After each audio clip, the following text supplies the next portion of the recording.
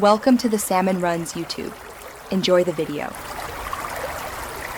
In this video, I will explain how to make creamy soup. First, begin by sautéing your aromatic vegetables, like diced onions and minced garlic, in a large pot with a tablespoon of olive oil or butter.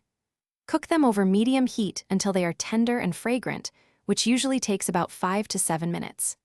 Next, deglaze the pot with a half cup of broth or white wine, scraping up any brown bits from the bottom.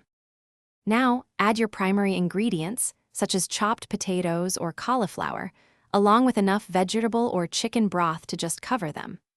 Bring the mixture to a gentle simmer and cook until all the vegetables are very tender, typically for 15 to 20 minutes. For a richer texture, you can also prepare a roux by melting 2 tablespoons of butter and whisking in 2 tablespoons of flour. Once your vegetables are tender, use an immersion blender to puree the soup directly in the pot until it's completely smooth and velvety. Alternatively, carefully transfer batches to a regular blender. After blending, stir in 1/2 cup of heavy cream or a dairy-free option like coconut milk to achieve that luxurious creaminess.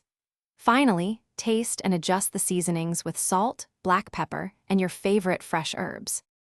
To finish, ladle your delicious creamy soup into bowls.